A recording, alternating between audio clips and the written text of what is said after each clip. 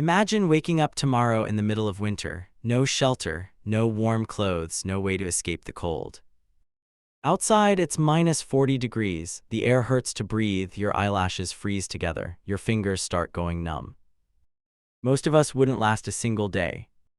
And the freezing cold won't be gone tomorrow. It will last for months. This frozen world was so brutal that many animals disappeared forever. But 30,000 years ago, our ancestors didn't just survive in conditions like these.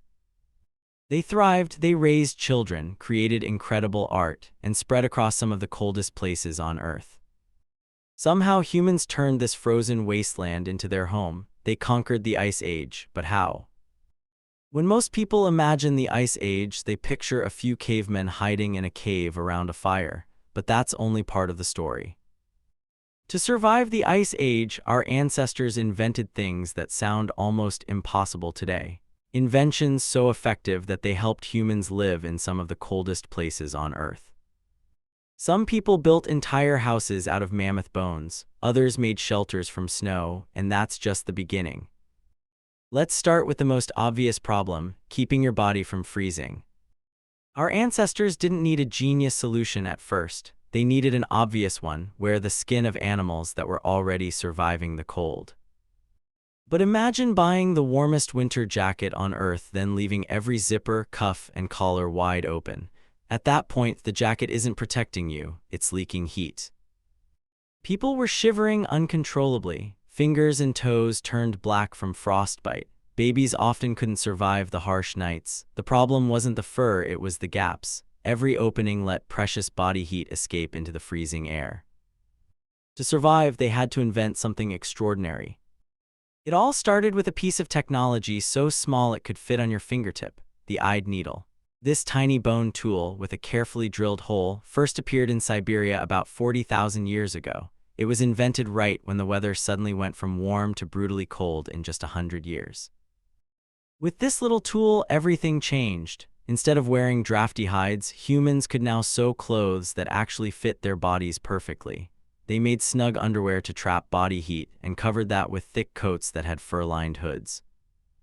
By stitching the pieces tightly together, they made clothes that blocked the freezing wind completely. In fact, scientists believe that without this tiny needle, humans never could have survived the freezing trip across the ice to North America. But to make these tiny needles, they couldn't use just any big mammoth bone. They had to get creative. When archaeologists looked at a 13,000-year-old campsite in Wyoming, they found something shocking. They found 32 pieces of broken needles, but they weren't made from big animals. They were made from the paw bones of foxes, bobcats, mountain lions, and even extinct cheetahs. Why? Because the small, hard paw bones of these animals were already the perfect shape for making needles. This means our ancestors were hunting specific, fast predators not just for food, but purely to make better sewing tools. They weren't just wearing hides, they were deliberately hunting specific animals to manufacture custom winter gear. But staying warm wasn't enough. The snow itself could blind you. On bright days, sunlight bouncing off endless fields of white snow could leave hunters temporarily blind. And in the Ice Age, blindness wasn't an inconvenience, it was a death sentence. If you couldn't see the predator stalking you through the snow or the cliff edge a few steps ahead, you weren't coming home. So humans invented a surprisingly simple solution: prehistoric sunglasses. They carved pieces of bone or antler and cut narrow slits through them. These tiny openings blocked most of the blinding glare while still allowing hunters to see ahead. The design worked so well that Arctic peoples used the same principle thousands of years later. You've survived the day, and now it's time to sleep. If you just lay on the frozen dirt, the cold will suck the life right out of you in hours. They needed a way to get off the freezing ground and block out the bitter wind entirely. They needed a real home with thick walls and a strong roof. But there was a huge problem. In the frozen tundra, there were no trees. There was no wood to build a house. Naturally, the easiest way to escape the freezing wind is to find a deep, dry cave. Caves are nature's perfect shelters, but there is a major problem. Caves aren't always available in the areas where there is food. So if you don't have a cave, you make one. You dig into the earth. Archaeologists call these pit houses.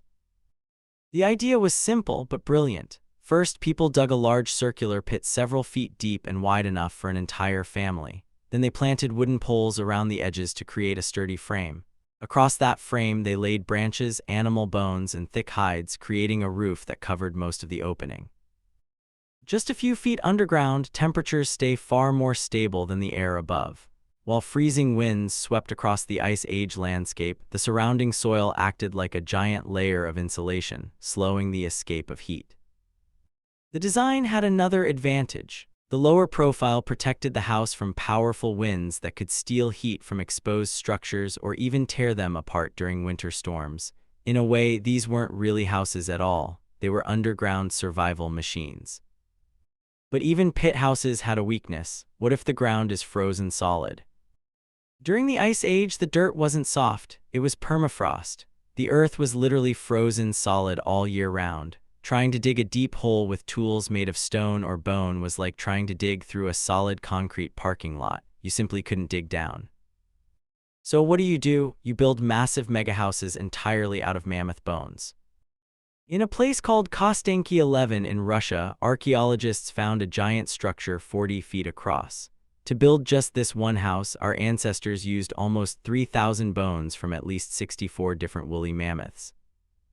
They didn't just pile these bones up randomly, they were master builders. At another site in Ukraine, they used heavy mammoth skulls to create a solid, rock-hard foundation. Then they took the giant, curved tusks and locked them together to create an arched roof frame. Finally, they draped thick animal hides over the whole thing to create a perfectly weatherproof dome. These mammoth bone mansions were so incredibly strong that families would return to the exact same house for over 400 years.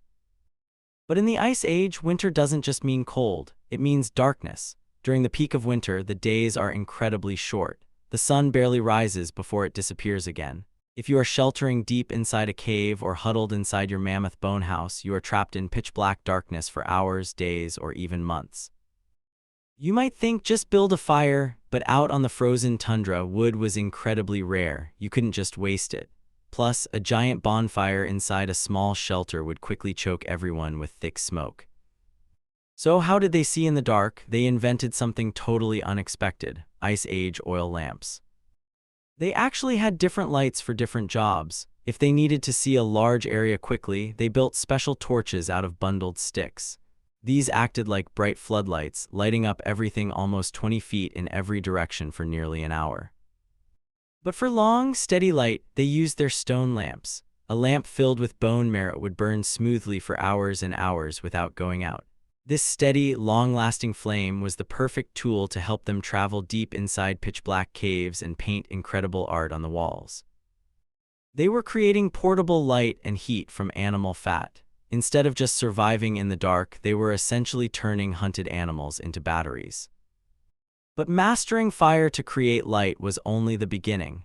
Once humans learned how to control heat, they discovered something extraordinary. Fire wasn't just a source of warmth, it could transform materials, and that discovery would help solve one of the biggest problems in the Ice Age. Imagine facing a massive woolly mammoth with nothing but a spear. The sharp stone point is your only chance of bringing the animal down. But there was a problem. A stone point tied to a wooden shaft isn't very reliable. The freezing cold makes materials brittle. One bad impact and the point snaps loose. Suddenly, your deadly weapon is just a stick. Humans needed a way to lock stone and wood together. In other words, they needed superglue, so they invented it. They took rolls of birch bark and buried them beneath hot ashes. Deep underground, where almost no oxygen could reach, the bark slowly cooked and released a thick black substance called birch tar. And the most surprising part? It wasn't even our species that invented it. Evidence shows that Neanderthals were producing birch tar glue around 200,000 years ago, more than 100,000 years before Homo sapiens began using similar technology. But building better weapons created a new challenge entirely. You used your perfectly glued spear to hunt a massive animal. You won, you have a giant pile of food, you and your family feast. But you can't eat an entire animal in one day, and in a few days, the leftover meat is going to rot. Without a modern refrigerator, food goes bad fast. So our ancestors invented the world's very first food storage systems. At a site in Israel, researchers discovered something amazing. Humans from 400,000 years ago were making prehistoric canned food. When they hunted deer, they didn't crack open the leg bones right away to eat the rich, fatty marrow inside. Instead, they carefully cut the bones off but deliberately left the animal's skin tightly wrapped around them. Why? Because that tight skin acted like an airtight, moisture-locking wrapper. It worked exactly like modern vacuum-sealed plastic bags. By blocking the oxygen, the skin stopped bacteria from growing, which kept the fatty marrow inside fresh for up to 9 whole weeks. They were literally storing these bones like cans of soup, saving them in a pantry until they were ready to eat. But that was just the beginning of prehistoric food science. Thousands of years later in Sweden, archaeologists dug up a massive pit filled with over 60 tons of fish bones. That is way more fish than one family could ever eat. They were running a massive food factory, but they weren't just freezing the fish, they were fermenting them.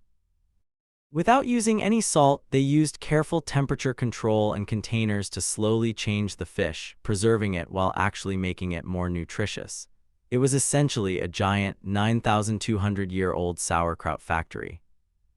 The story of surviving the Ice Age is really the story of human creativity. Our ancestors lived in a world so cold and dangerous that it should have been impossible to survive. But instead of giving up or moving somewhere warmer, they came up with incredible solutions. They invented better clothes, built smarter shelters, learned how to use fire in new ways, and turned simple natural materials into technologies that kept them alive through some of the harshest winters in human history. The more archaeologists learn about these people, the more surprising they become. They weren't just cavemen trying to survive one day at a time. They were inventors, builders, and problem solvers. And their ideas are still with us today.